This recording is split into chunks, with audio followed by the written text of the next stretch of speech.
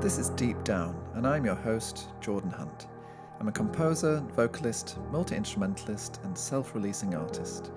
You might also know me as former violinist in the Irrepressibles, as the long-standing musical companion to Grammy-nominated Olivia Chaney, or as a musical and associate director of the Theo Adams Company. I delve deep as we explore the creative process and life through the lens of a musician, exploring universal ideas and enigmas of my songs and lyrics, and through some of the profound moments that have shaped me. Join me deep down as we embark on this journey together, in search of answers to the elusive question, what do you really feel deep down?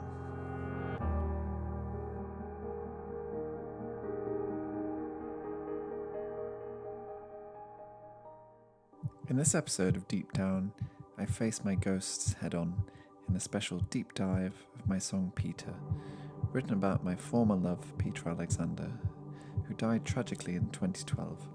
It's one of the more difficult episodes I've recorded, but revisiting the lyrics all these years later give me a new insight to old pain as I discover new connections and release.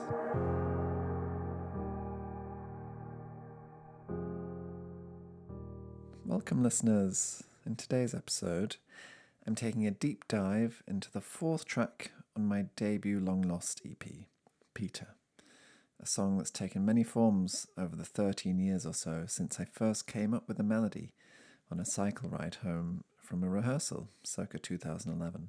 For those of you who aren't familiar with the song or the backstory, Peter is a song about my late partner, Peter Alexander, who tragically died 12 years ago, back in 2012 at the young age of 28. And of all the songs on that EP, it's possibly the most emotive and yet ambiguous in its arrangement. It's equal parts folk melody and ethereal electronic production. And as this week is both 6 years since the anniversary of its release and also what would have been Peter's 40th birthday, it seems a prescient time to do this special deep dive episode in his memory. Actually, his birthday is 29th February, the leap day. And as this is a leap year, technically it would have been his 10th birthday. It's a strange phenomenon in the calendar, and the rarest of days, and strange and rare are both words you could use to describe Peter, along with many others, but he certainly was unique among men. This song is effectively both an ode or a love song and a breakup song for someone who was a major figure in my life, and if I'm honest, at the time I probably considered him the love of my life, though in retrospect and with some deep reflection it wasn't a particularly healthy relationship for me. And so this deep dive is particularly difficult due to not only the emotional heartache attached to the lyrics and original sentiment, but the fact that I'm now very happy and settled with my miraculous new love, my current partner and rock and love of my life, whose devotion really holds a mirror up to everything I was lacking in my relationship with Peter. At the time of writing the song, Peter was still alive, and the song was a way of processing some of the pain of our on-again, off-again relationship, which was mired in constant tribulations. He was, you might say, a man of the world who lapped up life and experience with every opportunity, including with other people, which from my perspective was not quite the deal I'd signed up for, though it was something I learned to accept about him as time went on. What's now so mysterious is how prophetic the song sounds in the wake of his death, far too young, and how my turns of phrase in the lyrics lend the song the air of being an homage to his life after the fact, losing him, letting go, and dealing with the daunting task of moving on. I found it incredible how many people assumed the song was written in honour of his passing rather than the truth, that it was really in honour of my attempt to move on and let go of his hold over me while he was still alive. For all the pain he caused whilst we were dating, his charisma and deep, watery, Piscean psychic energy certainly connected with a part of my emotional Cancerian depth. And what's really strange is the fact that he heard me sing this song in its first form, a gig back in late 2011. I'm not entirely sure whether he understood the lyrics to be about him, but he was quite generous about it after the show, saying it was beautiful. He was a man of few words, allowing what's not spoken to do all the talking, relying on people's generous assumptions to fill in the gaps he wasn't keen on airing. But I assumed he viewed the song as a tribute to our time together. I'm sure he was fully aware of how much heartache he'd caused me, and this song was testament to that. And if anything, his ego is probably rather chuffed that there was a song written about him, whether it was positive or not. I actually sang this song at his funeral at the request of his family, who didn't specifically request this song. I'm not sure they were familiar with it, but in the cold light of day, it felt like the most appropriate song lyrically that could be heard to being written after his death, which probably explains why people were surprised it was written before. That was a really difficult performance. I remember being seated with his family, pretty much unable to hold back the tears during the service, which was very moving, seeing so many of his friends there, twice as many as could fit in the chapel, in fact, spilling out onto the terrace outside too to pay their respects. As it came to my turn to present the song, I could hardly get a word out, never mind sing. The lump in my throat from holding back the tears was almost suffocating me from breathing.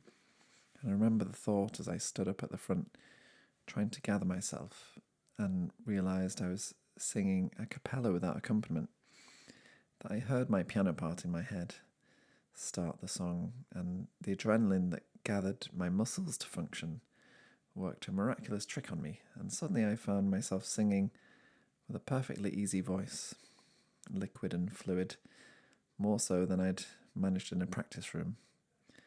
I've since learned from my singing teacher how important the crying muscle is in supporting the structure around the tiny vocal folds when singing, and realising now retrospectively that the only way I was able to conjure the song was through the tears rather than by fighting them. They literally provided the pharyngeal support I needed to get through those 3 minutes without my voice breaking or cracking.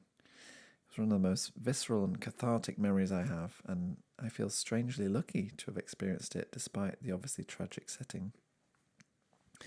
If I think back to where it came from, I distinctly remember cycling home from a rehearsal with my good friend Olivia Cheney, an incredible musician who often gets labelled in the folk category, probably due to her incredible folk covers and reworkings, and the fact that she has that pure crystalline quality to her voice. She also plays multiple guitars in various tunings and the Indian harmonium, alongside accompanying herself at the piano.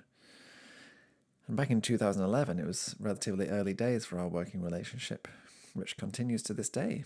In fact, we're about to tour her latest album this upcoming spring in the UK, which there's still time to book tickets for via her website. But at the time, I was replacing another violinist, the incredible Raki Singh, who now heads the Manchester Collective as a more permanent addition to Olivia's constantly evolving band lineup.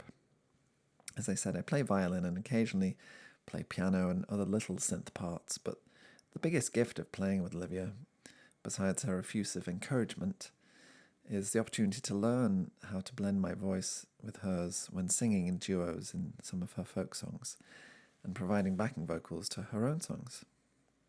And it was on a cycle ride home with my violin on my back, after having immersed myself in her world for a few hours, that I came up with a little folk-like melody of Peter. I'm not sure it was a conscious thing at the time. I wasn't trying to write a song.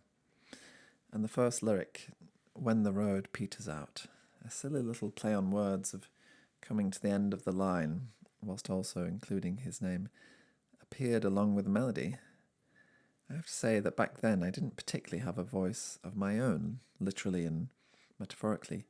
The voice I used to sing my own songs was very much discovered from singing along with Olivia, and also in my time in the Irrepressibles.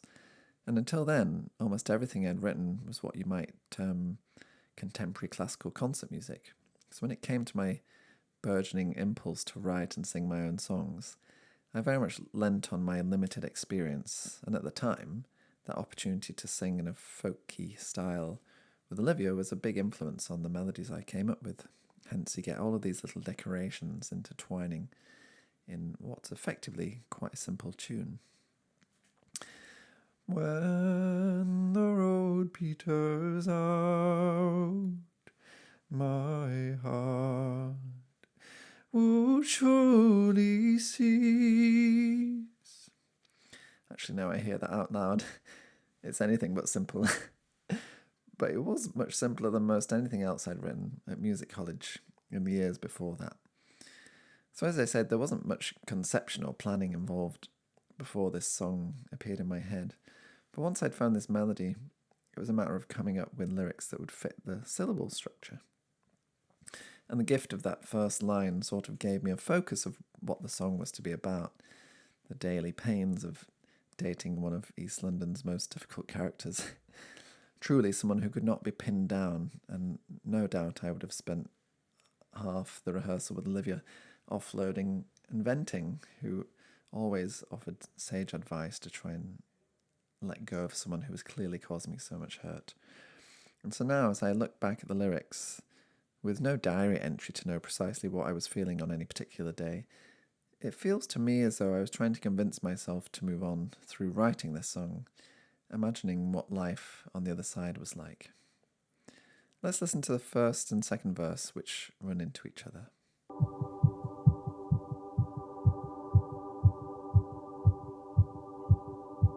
When the road peters out, my heart would surely cease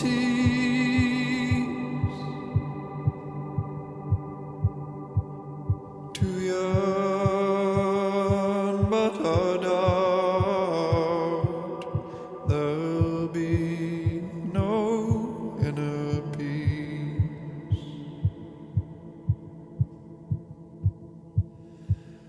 When the road peters out, my heart would surely cease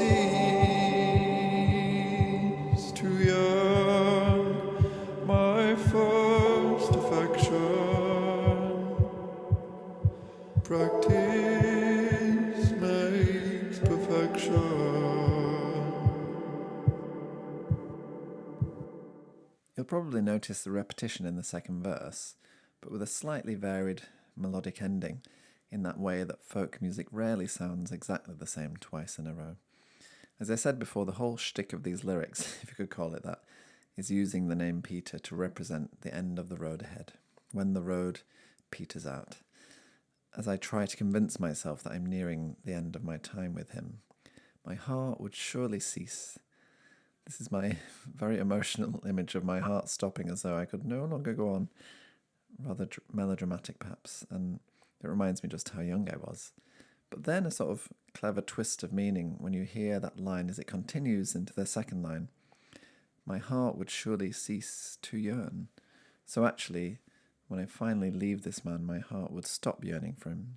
It certainly would have been the healthiest choice for me at the time. But to doubt there'll be no inner peace, doubting myself that I'll find no rest if I let go of him. I'm doubting my own strength and capacity to move on. I'm riding true vulnerability, fully aware of my strength and weakness. A bit like my performance of the song at his funeral, riding the crying muscle to sing the song on the cusp of my ability to even breathe amidst the sobbing. The second verse, with the same start as the first, but with a new ending. When the road peters out, my heart would surely cease to yearn, my first affection. Practice makes perfection. Surely, as I moved on, my heart would cease to yearn, my first love, my first affection. And then this line I used again later in my song Ocean Floor, and that I discussed in my third podcast episode of the same title, Practice Makes Perfection. In other words, I have to be kind to myself and know that next time will be better, or could be better, at least. That it takes practice to be a human and an adult, and to be in a relationship, and that perhaps next time I'll have better boundaries and not accept the same behaviour, which I hope I've proved to myself to be the case. It might be worth pointing out too the heartbeat sound at the start that appears from this ethereal angelic choral sound.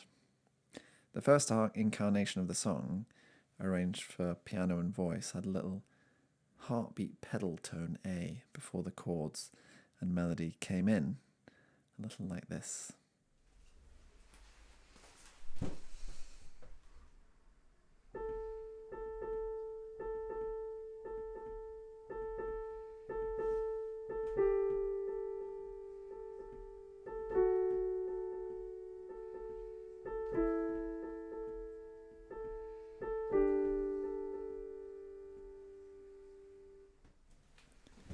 which was then transformed into the more literal heartbeat we hear in the released version. And that heartbeat is an image that runs throughout the song and the lyrics. In the first verse, my heart would surely cease to yearn, and then that's continued into the first chorus. And when my heart fails to stop that blood I've lost before, then my heart will sail to land upon another shore. I'm using the heart in the literal pumping blood round my body to represent this visceral energy, and then in the sense that my heart will eventually find someone else worthy of my love. Let's hear the first chorus. And when my heart fails to stop that blood I've lost before,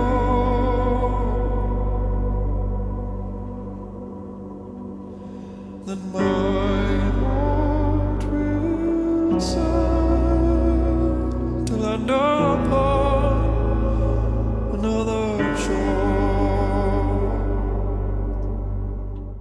So I'm making the call to not go into too much detail in this analysis of these chorus lyrics. And when my heart fails to stop that blood I've lost before, in a metaphorical sense of a bleeding heart and the fact that perhaps I can't stop yearning for this person, because I don't think anybody wants to think about literal blood being lost. Your mind will go where it will go. But as always, in these rather melancholic and perhaps a little depressing songs of mine, I always have a glimmer of hope, however small, that there is light on the other side of the darkness, that my heart will sail to land upon another shore. In other words, as I said, one day I shall find someone at the end of my journey and arrive in a new world with a new person. It's funny how I was talking about my affinity to the sea in my previous deep dive episode of my song, The Sea, and here the same allusions to sailing away into the distance to find new love, or to perhaps, in a different image, arrive rather shipwrecked from the pain that I've suffered before on the shores of Illyria to find new love. I love this image of the journey and the inconstant and restless image of the sea, and the relative security of being back on dry land at the end of it all.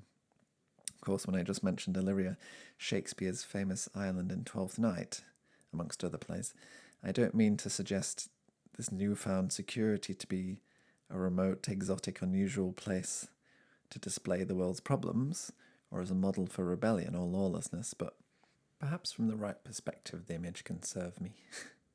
I think what's interesting for me in my own interconnected world that I've constructed throughout my music is the nod to the opening track title in my EP To the Ocean Floor, Land Upon Another Shore, which I can go into in another deep dive one day, but basically it sets the tone for that 25-minute EP, which culminates in the song Ocean Floor appropriately, a song written in praise of my current partner.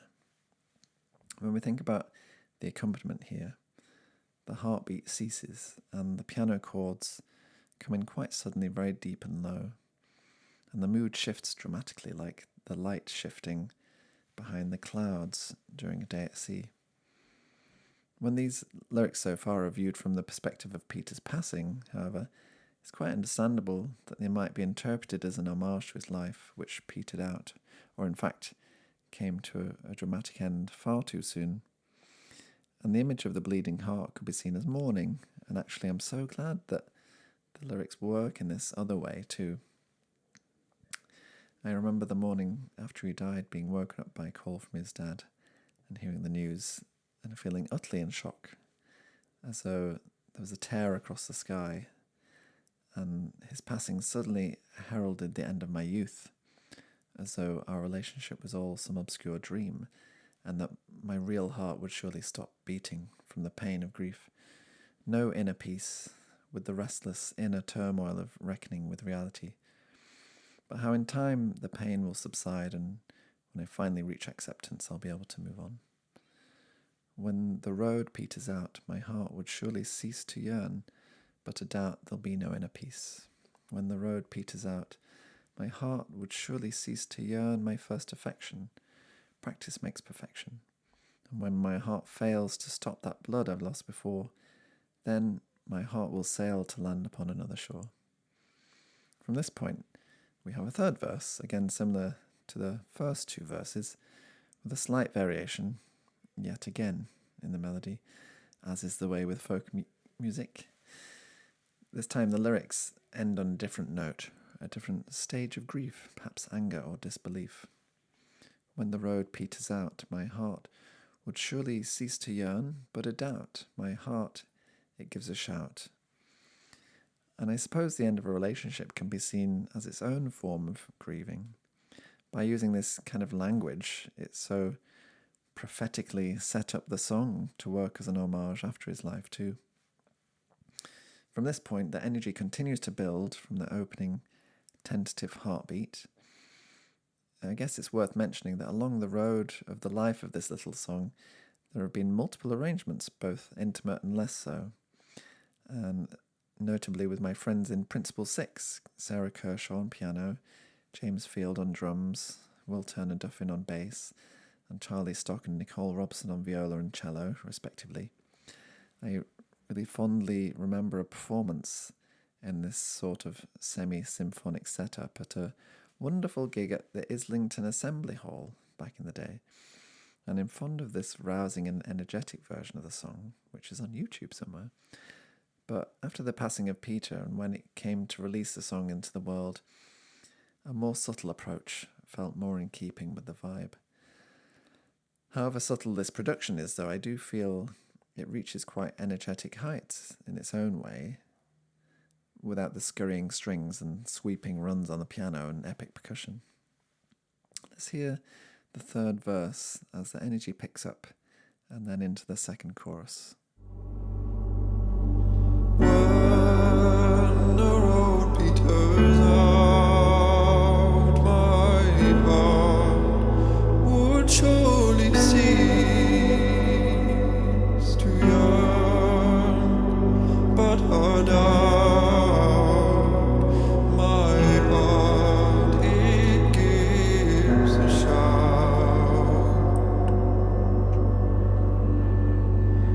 And when my heart fails to stop the load I've lost before,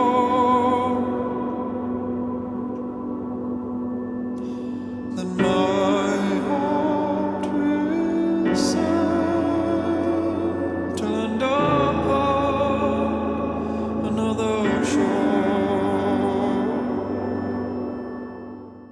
You can feel how the energy is moving beneath your feet and growing, different to the opening intimate verses and chorus. The lyric of the second verse is the same, but sung with more vigour, giving a different spin on the emotional character. In fact, the lyrics of the bridge are drawn from the verse, but delivered in a totally different way with a different melody, in order to let the energy keep building. When the road peters out, then my heart will surely cease to yearn, but a doubt, there'll be no inner peace. Let's hear the bridge dropping into the final chorus before the outro, which is now sung in full voice rather than in the more vulnerable, high falsetto voice from the start, which is naturally a bit weaker and lighter. When the road peters out, then my heart will surely cease to yearn, but a doubt, there'll be no inner peace. And when my heart fails to stop the love I've lost before, then my heart will settle and upon another shore. At this point, we've reached the denouement and the peak of the energy, and all that's left is the apotheosis, which is an extended coda or outro on 2 words, my heart, where I repeat the same vocalese 3 times. Each time it's harmonized with a new higher vocal line, which in its original form was simply representative of increasing emotion and devotion to the past and to my own future. higher and higher as it reaches a place I probably couldn't sing anymore, it's so high. If we view this through the lens of his passing, it's the ultimate heartbreak. A choir of one single voice rising higher and higher to guide Peter on his way to the infinite beyond, wherever his onward journey was sailing to. The song finally comes to a close with the same thread still apparent from the start, the heartbeat on the dominant pedal note A, held on the organ until the heart stops beating, and we have the remaining tone in my perhaps rather oversimplistic representation of a heart monitor stopping as a nod to his passing. Let's hear the outro to the end.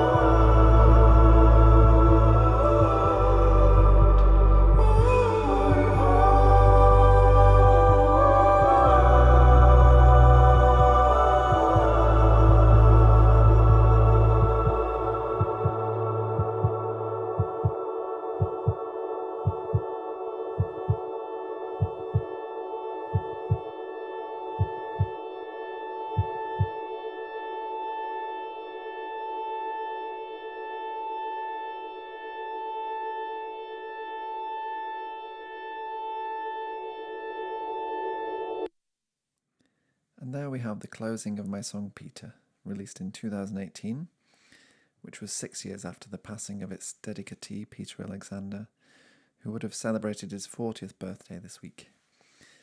It's been, perhaps understandably, quite a difficult episode to record today. Of course, easier than most of the moments I've described during the lyrical unmasking of the song, but still, each time one relives moments like this, it's impossible not to feel it a little bit again. As such, I'll make a rather more brief pit stop of the other aspects of the release of this song. Suffice to say that I'm so grateful for all of my friends and family who supported me on this journey. One of Peter's best friends, a friend of mine too, artist Matthew Stone, made the artwork for the EP and in fact took a particularly beautiful shot for the single release version of this track, where my thumb is almost melting into the skin of my arm, a beautiful accident that he captured that we were never able to recreate again in the studio. It really sums up the pain in a beautifully abstract way without resorting to over-sentimentality. As I mentioned, the song has had many incarnations over its lifetime, and I'm very grateful to William Turner Duffin, who helped me explore recorded demos of the early versions, and to Christoph Skirl, who helped me to define the final version that I released back in 2018, which I really couldn't have achieved without his subtle understanding of mine and Peter's relationship, and the delicacy and strength I wanted to convey that the piano alone didn't quite manage to capture. Of course, the structure is quite simple: verse, chorus, bridge, chorus, and one of the most conventional structures I've used in a song of mine, but somehow the otherworldliness of the juxtaposition of the simple folk melody with the devastating reality of the lyrics, seen both before and after his passing, add to the ambiguous and strange nature and depth of the song, I think. There's a wonderful video for the song too, which was filmed at my current place of abode, which actually used to be Peter's place before I took over. It was a sad thought that I was just about to move in with him before he died, and I've spent many years going through his books and artworks in the process of letting go. Most of his angle-poised lamps that he'd collected from Deptford Market over the years make a cameo as a set piece of sorts, and I had a team of wonderful friends help me with the filming. The idea is a physical representation of grief, to try to conjure the feeling of singing the song at his funeral, where I could hardly get the words out, and how the tears took a chokehold of me, and how I felt the pain deep in the pit of my stomach. I'm so grateful to my friend Imre Sziato, I hope I haven't butchered the pronunciation of his Hungarian surname, who also features in the video as the anonymous topless figure, wringing the tears from my eyes and wrestling the pain from my torso, all mixed in a semi-tender embrace. It was directed by my friend Marius Roschel, who has an almost encyclopedic knowledge of film and whose taste and eye really came to the fore, and it was edited by the excellent Sabine Krauthäuser. The DOP was once again Paul Bates, who also filmed the video for The Sea, with beautiful and subtle lighting from Ryan Monteith. I was honoured that the simple but dramatic set design was put together by the unrivalled Gary Card, and the final scene used Peter's bed frame outside on his terrace, surrounded by some strange sculptures that he'd collected over the years. In a final wrangling, bruised quite literally with pain, the incredible makeup representation of the bruising was created by the fantastic Aneta Salenieka. The whole thing was documented by my friend Samuel Kilcoyne, and there's some beautiful behind-the-scenes photography by the dear Dushan Kachan, the protagonist of my song Don't Fly Too Far, and who came to the rescue shortly after I'd lost Peter to fill the void newly incomplete. He was a true friend to stick around all those years afterwards. The whole production was kept together in a rather strict 8-hour filming schedule by the unfazable Jenny Law. My dear, dear friend and muse Masumi Saito was both movement director and was there on set as moral support as one of the people who remember Peter from back in the day, and to help Imre and I convey this physical representation of grief and loss. I feel like I've said grief and pain and loss and passing too many times today. I'm incredibly lucky that as an artist I have an outlet for these kinds of emotions, because I simply can't imagine processing them without this. Deep down, I think the story for me has a happy ending. I landed upon another shore, and now with the power of hindsight I'm able to connect with the tragic loss of Peter whenever I might need to by simply listening to this song, a document of our time and pain and a reminder of my strength and vulnerability when life gets hard. I'm so grateful to everyone who's shared their own stories of loss over the years, and I hope this song has helped you like it's helped me. Happy birthday, Peter. I miss you. Onwards and beyondwards. Thank you so much for listening. Get to subscribe, follow, and review this podcast.